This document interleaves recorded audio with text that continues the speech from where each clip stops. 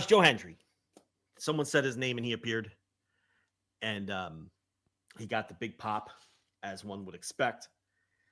And then they do the match, and it's really more of an angle than a match. Hendry is given virtually nothing. He got one little roll-up on Orton, and Orton sold it like, I didn't take you seriously enough, kid. Like it wasn't like a serious, I better stay on my guard or I'm going to get embarrassed here.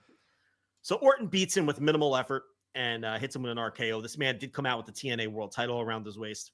Announced as TNA World Champion, too. Announced as TNA World Champion. And then in the post-match, it looks like Orton is going to endorse him, right? So he's like slapping him on the chest, pointing at him, raising his hand. And as even Lionel Richie's girlfriend in the video could see, he hit him with another RKO, which everybody saw coming, and totally buried him 1,000 feet under the earth.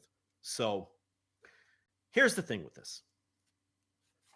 You are going to see, this is one of those deals where this is one of those deals that's a litmus test. This is a litmus test of takes. You're going to see takes out there on this Joe Hendry scenario. And this is one of those ones you could pay attention to as to whether you can take the person seriously as an analyst who understands pro wrestling psychology and how to get people over and all those sorts of things, and people who don't understand that and people who do. There's going to be a lot of takes out there claiming that, this is great for TNA because they had their world champion out there at WrestleMania and he got the rub. Eyeballs. The rub, eyeballs. Rich. Yeah, he got the rub and he got eyeballs. The rub of being out there at WrestleMania. And he had the absolute, the pleasure of losing to Randy Orton and then getting buried by him in the post-match, because that's the rub of that you get from something like that. Let me be very clear about this. There is no 4D chess when it comes to this situation. You're not getting anything out of it. It's one of those deals where whenever you see a situation like this in wrestling, people come out with this take while they're pointing at their temple, saying that this is actually good for the guy who got buried. It's not 4D chess. First, if you think this is so smart, and if you think that this exposure outweighs the complete burial of the talent, then you have to tell me when doing this sort of move has ever worked.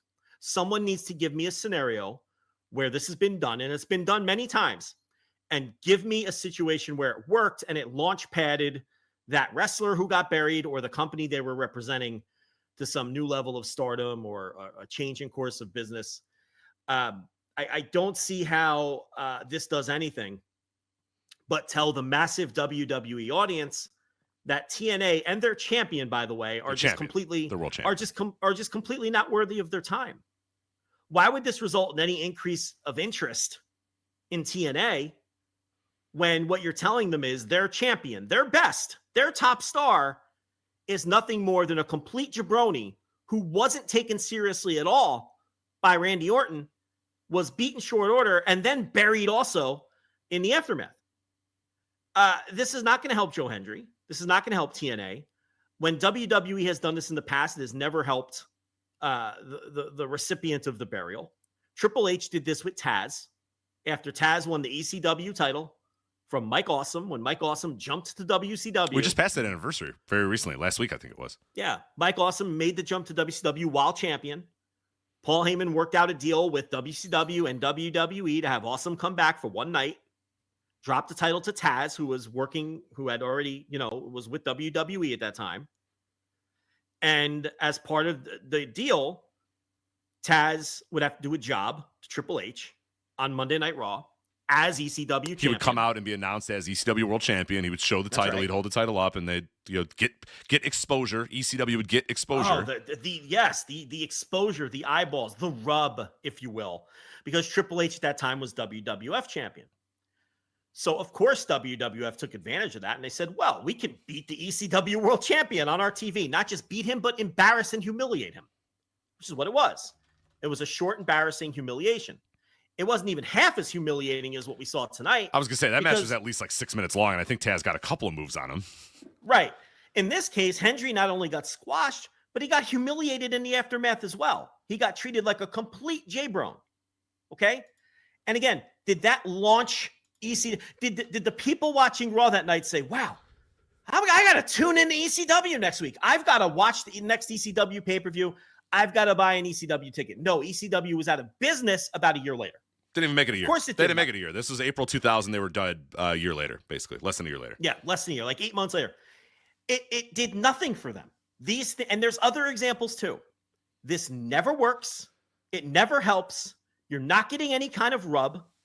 And in fact, if anything, it has the chance to hurt Joe Hendry in the eyes of the TNA fans because they see their world champion of the promotion they like treated like a complete jobber and firmly slotted as a complete nobody in the larger scope of pro wrestling by being treated in this manner at WrestleMania.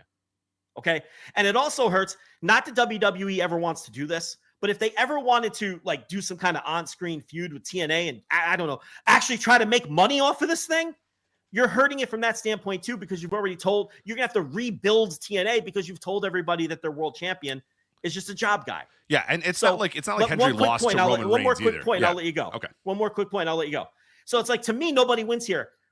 And it's like this strange idea that people think it's 4D chess because, you know, Joe Hendry had the privilege of being embarrassed in front of 60,000 people and this large TV audience as being some kind of a positive simply because a lot of people saw it. It's complete nonsense. It has no basis in reality. There is no historical example you can point to of this being a positive for the person or the promotion being buried. And all it really means that it happened at WrestleMania at the biggest show of the year in front of 60,000 people and the largest audience possible. All that really means is that a lot of people were just told that TNA and Joe Hendry sucks. That's all it means. So anyone who has anyone who has the take, the pointing at the temple take, that, oh, this is great for TNA. What exposure. All the eyeballs. They're completely fucking lost. And the one question you need to ask these people is, point me to an example where this has ever worked in pro wrestling. Give me one example. And they can't because there is none.